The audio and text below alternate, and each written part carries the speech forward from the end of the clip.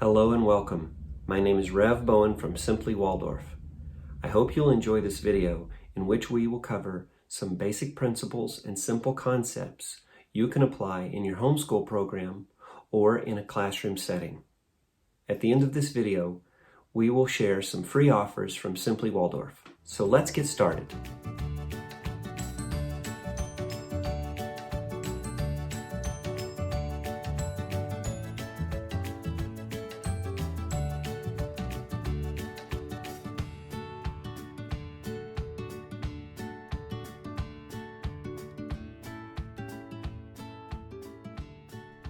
Okay, stories. Yes, folk tales and fairy tales from around the world. They're sometimes complicated, or they have some interesting events that aren't part of our everyday world, which is really what's so fun about them. And yet that can make it somewhat of a challenge to remember the story, to get things in the right order or whatever. I'm going to tell you a couple things. Number one, I don't want you thinking you need to memorize stories. Don't even set out with that goal. I never try to memorize a story. And number two, just know there's no substitute for trial and error. You're just going to have to try these techniques I'll be presenting in storytelling, and I promise you, you'll get better. You will improve. You can't help it. You will. But it takes some courage to just keep trying. But in terms of learning a story, that's why I want you to think about it, is learning a story. Well, there are some ways to do that. Memorizing would be trying to memorize the actual language almost verbatim. That's very difficult, and you're setting yourself up for failure unless you've got an incredible photographic or audiographic memory. Which most of us do not. So I suggest learning. And learning is all about having the imagination. So when you read the story for the first time, take your time. Enjoy it. Enjoy it. This is critical. If you're stressed while you're reading, it's going to be hard to remember it because you're tight. You're not relaxed. If you're enjoying the story, well, that's the first step toward learning it, because it lives in us in a different way. We absorb it in a different way when we're enjoying something.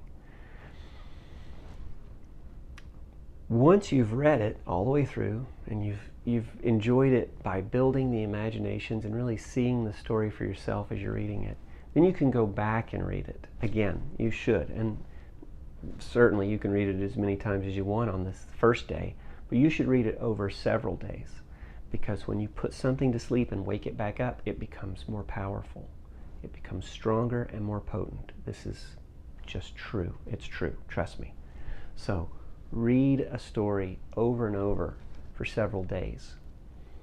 And as you build those imaginations, you'll start recognizing that there are patterns to many of these stories. Many of them have patterns.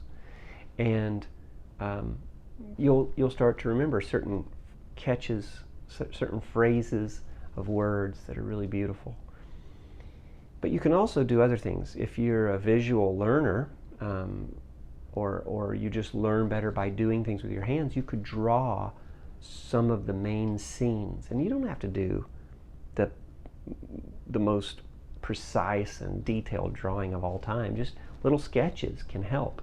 Just by taking notes sometimes, we remember things better.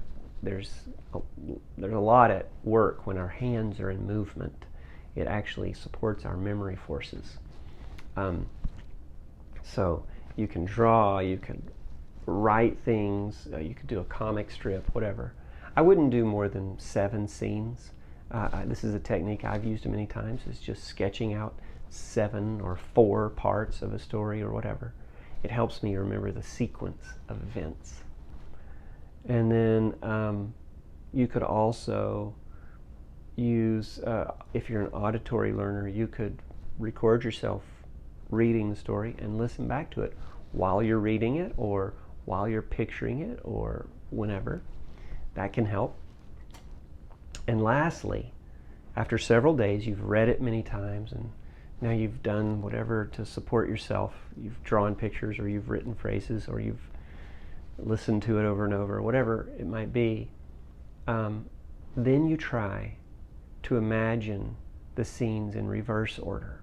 When you know something forward and backward, you really know it. So let's say there are 5 primary sections of a certain fairy tale.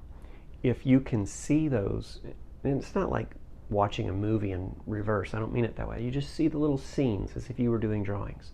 If you can see the 5 scenes in reverse order as well as forward order, then you really have it. And now is when you have to accept the challenge. You're going to be a storyteller at that point. You've got the images. Now it's your job to tell them. And to tell them without looking at a page, without reading from the book, to just tell it. As you do this, day after day after day, you will improve. You will improve dramatically, actually. Over the course of weeks and months, you will become much, much better at storytelling. So I'm going to provide some techniques that support storytelling, but this idea of memorizing versus learning, I want you to really think of learning stories.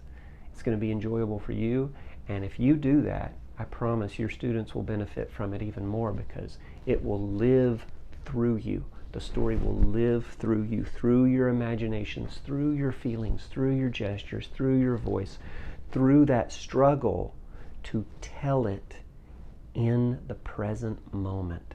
It is so powerful. And the more you practice it, the better you'll become. And it's just such a positive for everybody involved. So I really encourage you to take that up.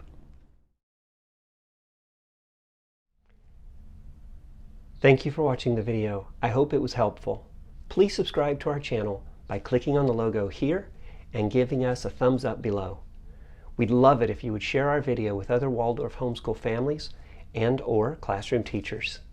You can find the free offer in the description below, as well as links to other valuable resources.